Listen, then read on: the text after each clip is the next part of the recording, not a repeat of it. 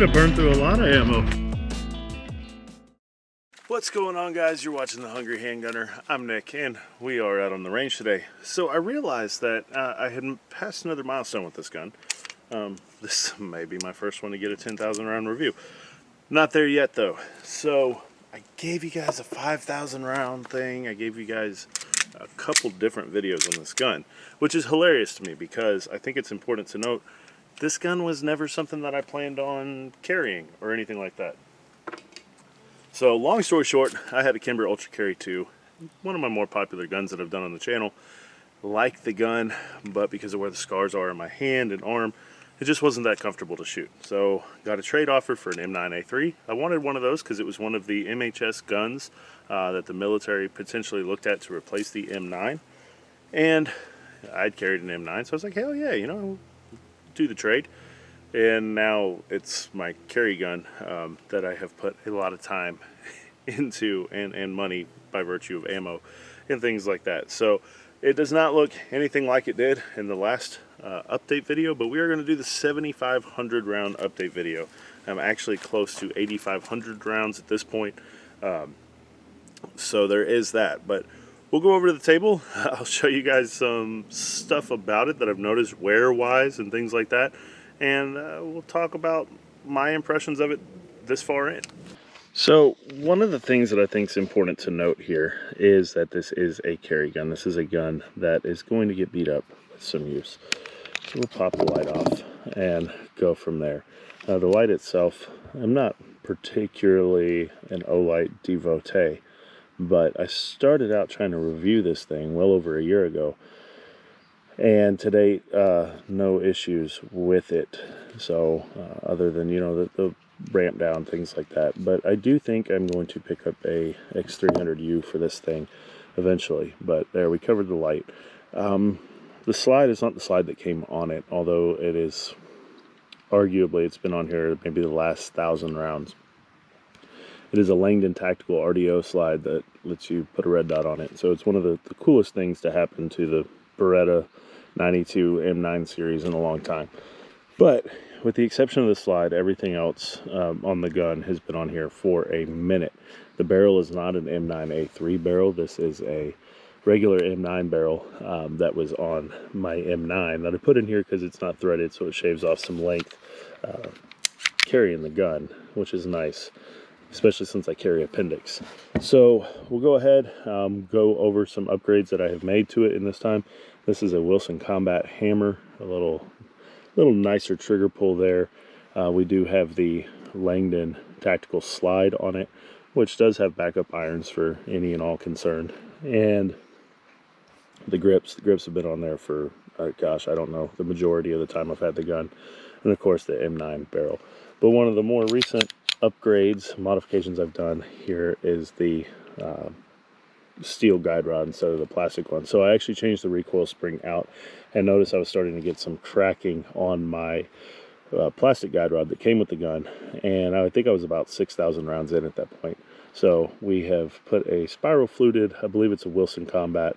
I got it from Langdon Tactical guys, but I believe the brand is actually the Wilson Combat guide rod. A little bit more weight out front, nothing crazy there.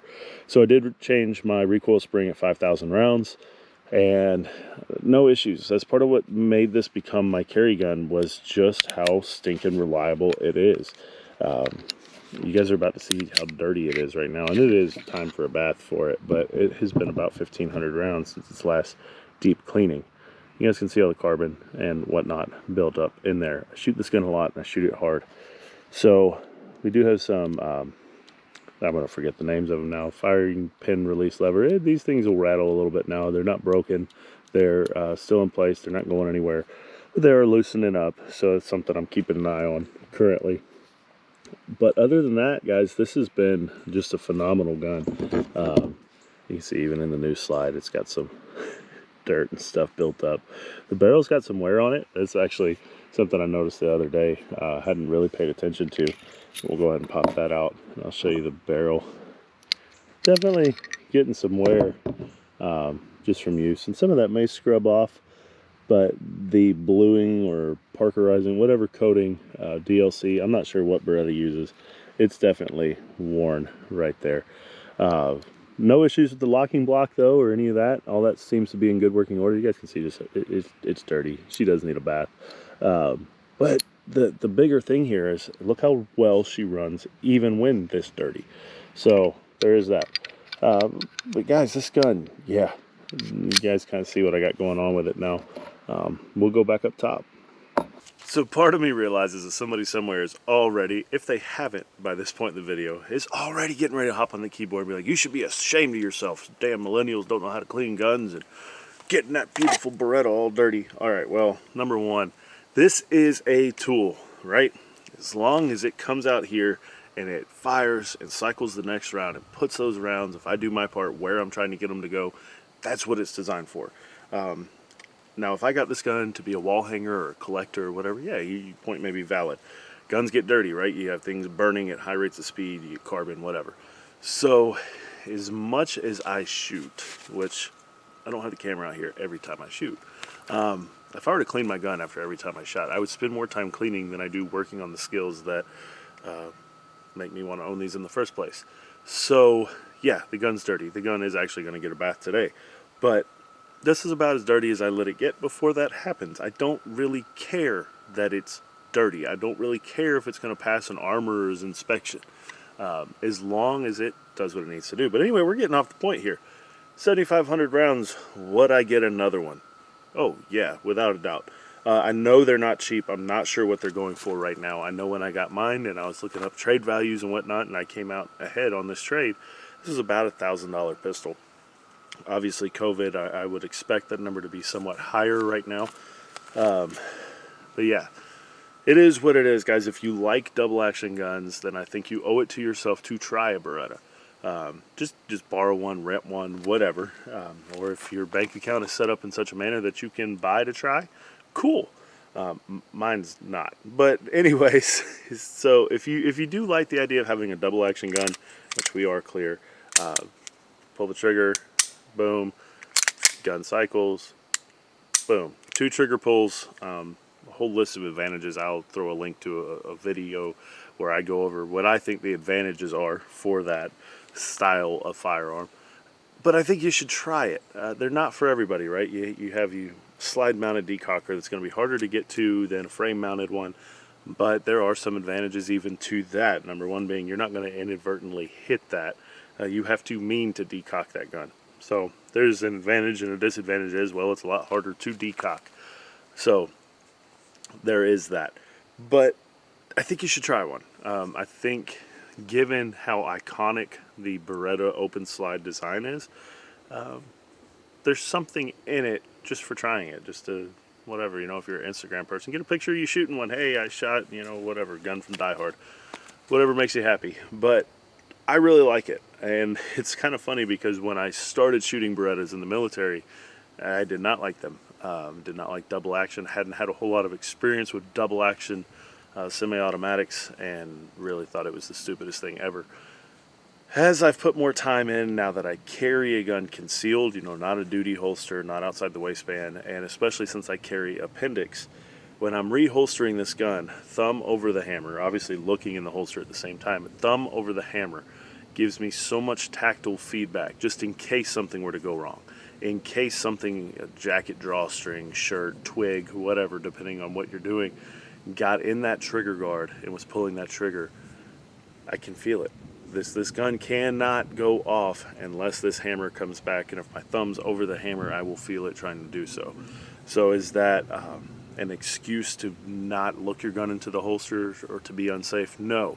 That's just, the more I'm out here, the more I'm aware that things can happen.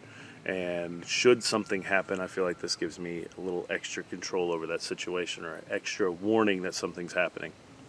So by all means, be safe, finger discipline, absolutely, and look your gun into the holster. There's no prize for being the first one to reholster, right? It needs to be a very deliberate action. Fast out, slow in, and I don't know, apply that to whatever else you want in life. But there is that.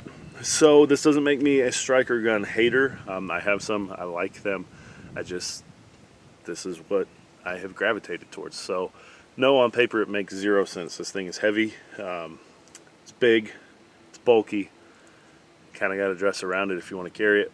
However, I have yet to find another gun that I trust as much as I do this one.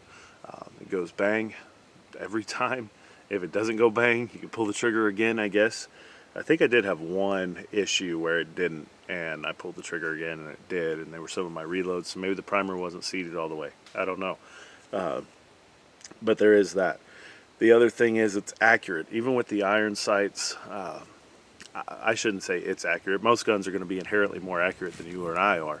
But for me, I was able to get higher degrees of accuracy than any other iron sight gun I owned.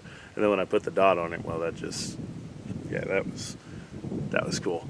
So if you have one of these and you're interested in the dot setup, I'm going to drop a link to Langdon Tactical LTT. Ernest Langdon is kind of like the Beretta god. If you want to learn about using this in a competition or fighting context, there's not really anybody else that I would really gravitate towards. That's kind of his thing. He actually had to re-engineer a lot of things in the slide. I have a more in-depth video on this slide and whatnot that I'll throw up there for you to check out. But I think that if you were like me and you're like, man, the Beretta is perfect, except I want a dot, there you go. But 7,500 rounds, should you get one? Well, I don't know. I'm not really going to tell you how to spend your money. But if you're thinking about it and you're wondering if the quality's there, if you're wondering if it's worth the investment, and you're already kind of halfway on the fence, yeah. If you can do it, go for it. I think it's great. I'll probably get buried with this gun when I kick the bucket because I don't really know which kid I would really want to leave it to. Whatever's left of it, as hard as I use it. But no, guys, I think it's a fantastic gun. I'm really excited to bring you a 7,500 round update on this gun. And when I get to 10K, it's just taking me a little longer thanks to ammo situation. I can't wait to bring you another update on it from there. So my goal was eventually to get every handgun I own up to 10K. Just a little spoiler alert. That was kind of one of the things I had in the back of my mind doing the channel was I would like to get every handgun I own that I don't buy just to review, just guns that I already like, run them up to 10K and then see how they do, because you don't see a whole lot of real world long-term usage, high round count stuff. And then this happened with ammo, and it's going to be a long-term goal, but it's still something I would like to do at some point. It'll be me in a nursing home making trips. Gotta get to 10K on whatever it is. Probably my Beretta with the ammo situation being what it is. But that is something I want to do eventually, both for myself and for you guys, just to see how these things hold up. So that's going to be about it, guys. If you have thoughts on the Beretta, specifically the M9A3, I think I've waxed poetic enough. I think it's pretty obvious how I feel about it. Go ahead and drop it in the comments section. Let me know what you think. If you want to shame me for how dirty my gun is, comments are open. Go ahead. That's fine. Really, I don't care. I would also like to give a big shout out to both my Patreon supporters and my channel membership guys. For those of you that don't know, I started the Patreon first because people asked, and they kind of get some patron-only content. In this case, it's behind-the-scenes stories of some of the guns, like how I got them, if they have sentimental value, what that is to me. So that's what I'm kind of doing. Patreon is patron only, and then YouTube rolled out the channel memberships, and just because of tech, I couldn't do the same thing for each one. It won't work. I can't make something members only and let Patreon guys see it. So I'm not trying to double dip. If you're on one but not the other, that's fine. I'm not trying to get you to cross over, but channel members get early access to videos that then become public a number of days later, so they kind of get one-on-one access in the comments. We chat before the video goes up, things like that. So there is that. If that's something you're interested in the description, there's more details on doing that. It's not something you need to do. It's not something I ever want you to feel like you have to do. I'm going to keep making videos to the best of my ability either way. But if you want to financially support the channel, that is there, and it's very much appreciated. I don't really talk about Patreon and channel membership, stuff like that, because, well, it's not really about taking money from you guys. And I know there's YouTubers that are like, oh, if you don't support the channel, content's going to stop. Well, I'm going to keep making videos. I'm not going to lie to you and try to manipulate your hard-earned money.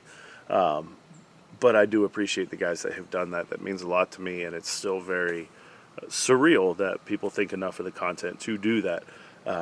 So thank you, and I wanted to tell them thank you. But yeah, I don't plug it all the time for that reason. Like I'm not going to sit here and try to peel your dollars out of your wallet for you. That's not my goal. So anyway, guys, stay safe, keep shooting, and I'll see you next time.